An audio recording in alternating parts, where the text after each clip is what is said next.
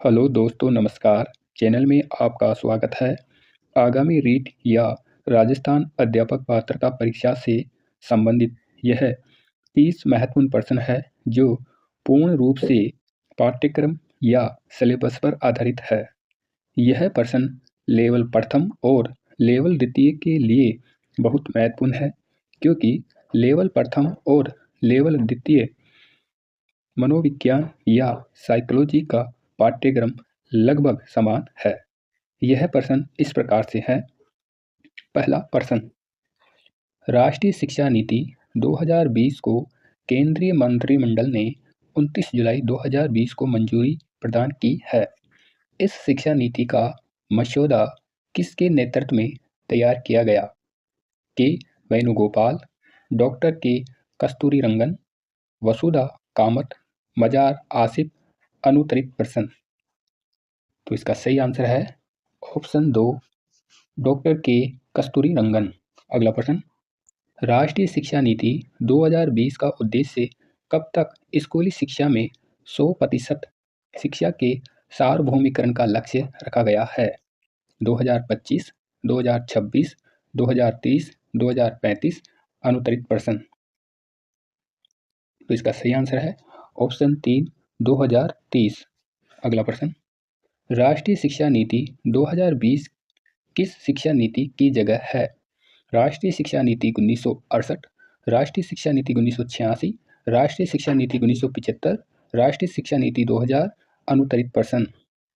तो इसका सही आंसर है ऑप्शन 2, राष्ट्रीय शिक्षा नीति 1986।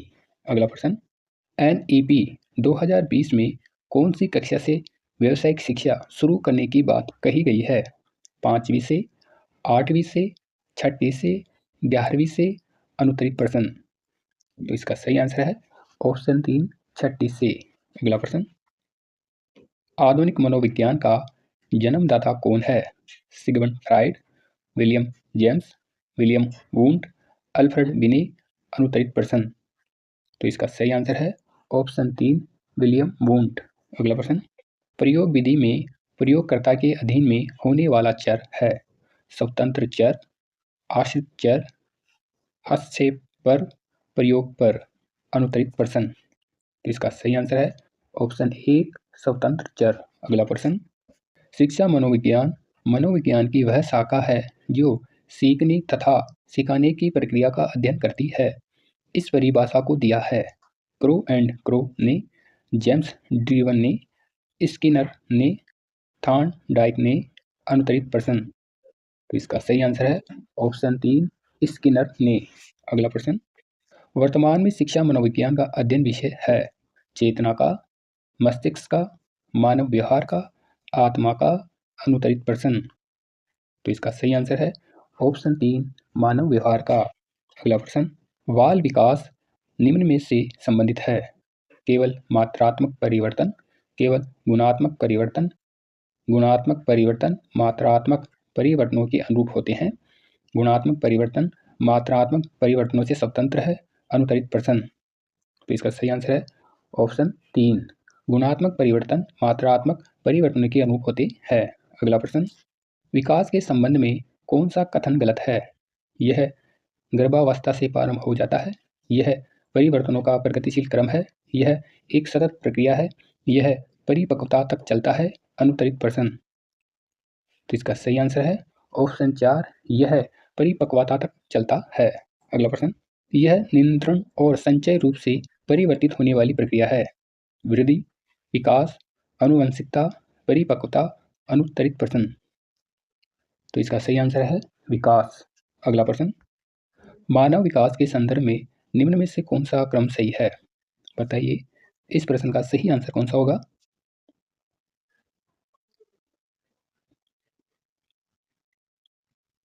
तो इसका सही आंसर है ऑप्शन 2, शिशुअवस्था, बाल्यावस्था, किशोरावस्था, प्रौढ़ावस्था।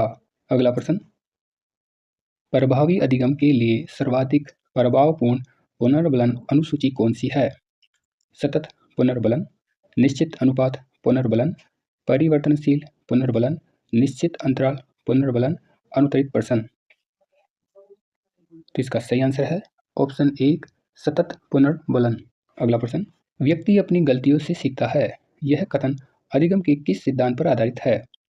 अंतर्दृष्टि, प्रयास एवं त्रुटि, यांत्रिक अनुबंध, शास्त्रीय अनुबंध, अनुतरित प्रश्न। तो इसका सही आंसर है ऑप्शन 2, प्रयास एवं त्रुटि।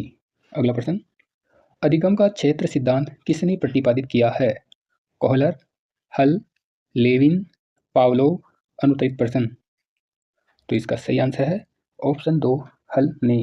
अगला प्रश्न, जब पूर्व का अधिगम नई स्थितियों में सीखने पर किसी भी प्रकार से कोई प्रभाव नहीं डालता है तो यह कहलाता है अधिगम का शून्य स्थानांतरण, समीक्षा समाधान अधिगम, अधिगम का सकारात्मक स्थानांतरण, अधिगम का नकारात्मक स्थानांतरण, अनुतरित प्रश्न।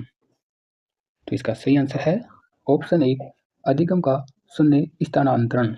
अगला प्रश्न, पहले सीखे हुए विषय नए संदर्भों में सीखने के लिए काम आए तो वह है अनुकूल अंतरण, प्रतिकूल अंतरण, शून्यांतरण, फल को कम करना, अनुतरित प्रश्न। तो इसका सही आंसर है ऑप्शन 1, अनुकूल अंतरण। अगला प्रश्न, अधिगम स्थानांतरण के द्वितत्व सिद्धांत के प्रवर्तक थे? थॉर्नडाइक, स्पीयरमैन, जर्ड, गिलफोर्ड, अनुतरित प्रश्न। तो इसका सही आंसर है ऑप्शन 2, स्पीयरमैन। अगला प्रश्न, किसने सामाजिक निर्मितवाद के सिद्धांत पर अधिक बल दिया? थॉर्नडाइक ने, स्पीयरमैन ने, वाइगोत्स्की ने, कोहलर ने, अनुतरित प्रश्न। तो इसका सही आंसर है ऑप्शन 3, वाइगोत्स्की ने। अगला प्रश्न, विकास का कौन सा सिद्धांत विकास में सामाजिक संबंधों पर भी ध्यान केंद्रित करता है? यह किसने कहा? थॉर्नडाइक, स्पीयरमैन, वाइगोत्स्की, कोहलर, अनुतरित प्रश्न। तो इसका सही आंसर है ऑप्शन 3, वाइगोत्स्की। अगला प्रश्न, कौन सी अवस्था में अहम बनाम भूमिका द्वंद्व का प्रसार होता है?